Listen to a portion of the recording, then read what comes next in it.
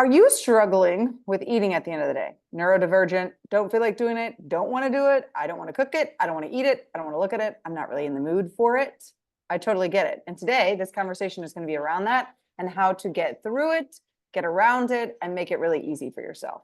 I am Leslie Urbis, a registered dietitian and a personal trainer, and a recovering selfless overachiever. And I am here today with Karen Joy Fritz to talk about the subject. So, Karen, welcome to the show.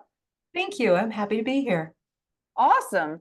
So we were talking right before this. This seems to be a topic that you get a lot. So tell me, what's the main question or the main thing that's going through when people are struggling with this eating, cooking, last minute of the day thing? That by the time they've gotten to the end of the day and done all the work things and all the family things and all the personal care things and so on, there's no energy left. First of all, to make a meal, but even if a meal gets made, there's no energy left to actually eat the meal. And so how to balance that, because we all know if you just don't eat, you also don't sleep well. So how to balance out not having that energy at the end of the day when having food is necessary. I love that. That's a great question. How do you typically address it when somebody says that to you? How do you typically start? Well, there's the quick fix, right? Keep healthy food bars available, Ooh. or a bowl of cereal. Breakfast makes a great dinner if you need to. And then there are the more long-term things, especially for people who have families or they're caregivers and they're responsible for other people eating.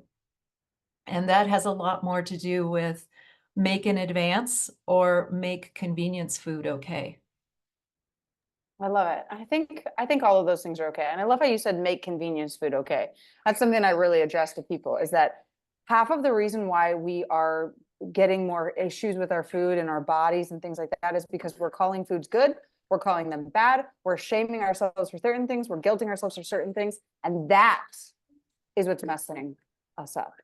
It has nothing to do with the food itself, but the shame and the guilt and the I shouldn't have's that is actually compounding our health, especially as a woman presenting with this dilemma. So I love how you said make it okay. And as a dietitian, I would agree to any of those things. I actually had maybe she's neurodivergent, I don't even know, but a friend back when I was in my 20s who typically would eat like a bowl of popcorn or have cereal. She has a family of 4 now, so I don't know what she eats now, but I won't forget that she's like, I just I pop air pop popcorn and I eat the whole thing for my dinner. I'm like, this is so intriguing. I'm hungry for you. Where's the protein? Like I'm starving. But I don't present as neurodivergent. I am not, at least as far as I know. But with that, the other thing I would add to that, which sounds like, like you have the energy, like you have no energy at the end of the day.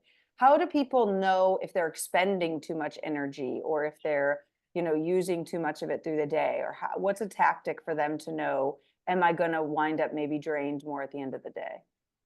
A lot of people know what activities cost them. They have what they call spoon theory, that you have a certain number of spoons during the day, maybe 12 spoons. And a neurotypical person might have 20. But if you get out of bed, that may cost you a spoon. If you decide what to wear, that's a spoon. And then you actually get dressed, that's a spoon. So a lot of times the executive function of decision making and choices is also an expenditure for them. And they can know, like, okay, in this day, I'm going to have these probable expenditures. Will I have enough at the end of the day to create food, to consume food? Other days, it's like, oh, I can see in advance, I might have 3 meetings with difficult people. And I know that at the end of that day, I'm not going to have enough energy left. So what can I prepare in advance? And then there are the days that just happen that you just like, I thought it was going to be a fine day. And here I am at the end of the day, and it was too much. I've overexpended and I just don't have it. There's a sense of just this underlying no, no, no, no, no, wanting to curl up in a blanket in a safe space. There's that retreat sense to it. And from there, it's really hard to put out the love that one would want to put into food. So I think having a backup plan for when those days show up is really crucial. Yeah. I love that.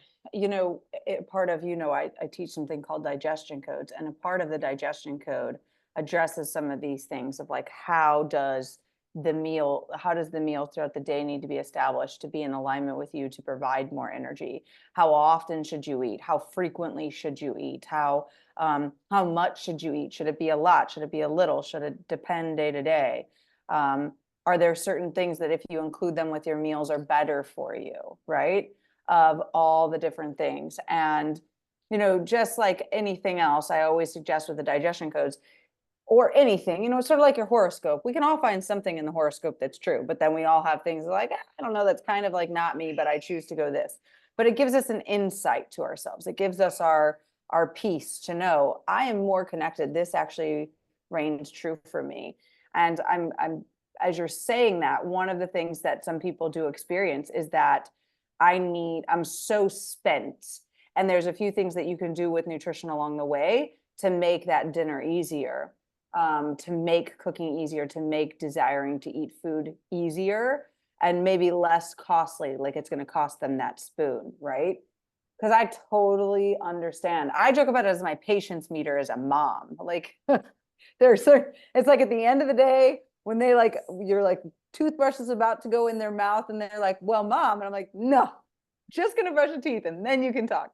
It's like I've done all the things. I've slowed down the task. I've done all the things. It's like this is how I know my patience meter has gone up since having children. Because it's always the last second at the toothbrush where I feel the patience just dissipate.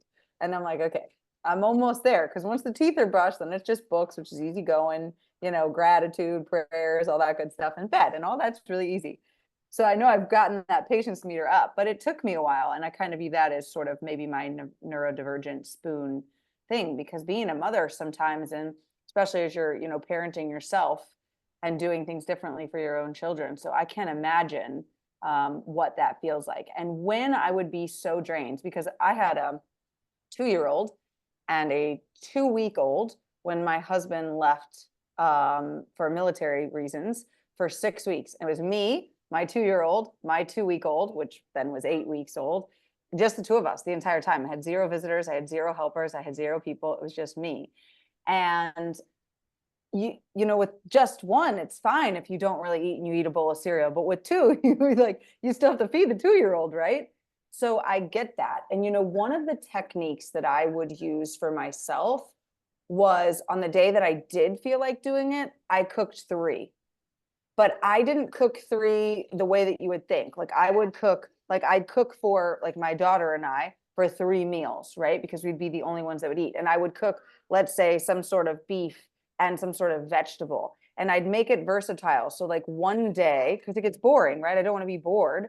So one day it would be that beef would be a hamburger with like vegetables on the side. The next day that would all be shoved into a taco shell, like it was a taco, and I'd add taco seasoning.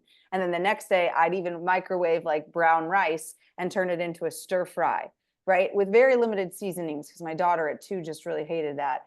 And that was always my technique that I would use, because I'd cook one meal and be able to spice it. Now I understand if you've got a family of 4, that might not work, but it can be less costly in your brain if it's like, I make just this one thing of ground beef, which can feed us for 4 days, and I turn it into 4 different meals just by changing the seasoning. It becomes like this. That's always my go-to. And when my husband is gone for other reasons, I'll still try that tactic. Problem is that they notice it's the same meat now, and they're like, are we eating the same thing as yesterday? And I'm like, darn it, and your digestion code and needing something different every day, because I can totally eat the same thing. When I worked, I always eat the same thing for lunch. But yeah, I love that. And that's, so if somebody were struggling with this, or somebody were, feeling like, okay, I know I'm neurodivergent and I want to seek out more help and I want to get more help. what are ways that they can do that? There are programs that are available through social services to support neurodivergent folks. And sometimes taking advantage of that program might be on the day when you're going to cook multiple meals, having somebody there to help you. Right? So it doesn't mean that I need help every day. It doesn't mean that I have to have somebody do this, or it might be on that day, have somebody else run the vacuum, right? Let them take care of that piece so that you have more available. I think that recognizing, or just as you said, like, don't make certain foods bad, don't make certain parts of me bad, right? It's just an attribute of the way that this brain and body work without making it, well, if I were a good mom, I'd be able to cook meals every night. That again, that shaming part is expensive. That's an energy leak. So I think that that's one of the things that really can help. Also, what you said about planning the food during the day is huge, because a lot of neurodivergent folks don't get hunger signals, especially if they are hyper focused in something they're really fascinated in, and they'll just forget to eat. So setting alarms, you can't have a lot of alarms, or then you've just got alarms all the time. But like, it's time to have your midday food. Remember to eat, remember to care for your body so that you're going to have more energy to carry you through the day. But also, if you end up at the end of the day without enough energy to eat a whole lot, at least you had a big midday meal.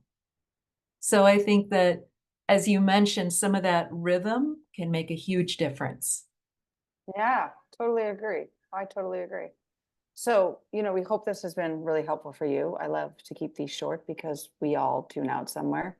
And it's like, did I hear that? Did I not hear that? Do I need to rewind? Nah, I'm just good, But anyways, for our listeners, I would love for you to tell everybody, if you'd like to share a little bit about what you do and how you serve people and how they could find you, from our interesting conversation here. Thanks. So I work particularly with neurodivergent folks. I have several attributes myself, and I work on as a productivity mentor, right? So how can we make sure that we're focusing our energy on the things that matter most to get done, the things that really align with our values, like family or exercise or health, and that align with our purpose as much as we understand it at this time. So really making sure that we're focusing on the few that actually make the most difference in our lives. And I use all kinds of computer tools to do that, and really get to be like a personal shopper for tech. What's going to fit this person and what's going to fit that person? And it's my happy place. I love it. That sounds fabulous. So all of her information will be linked below for you to connect to her in case you're interested, because I love those things. And outside of that, I wish you the best rest of your day. Please like, share, and subscribe to this channel if this interests you, in busting other lies and things that we just have to do as selfless overachievers, and instead really be in congruence with ourselves. So have a fit and fabulous day, and I will see you guys on the next episode. Bye for now.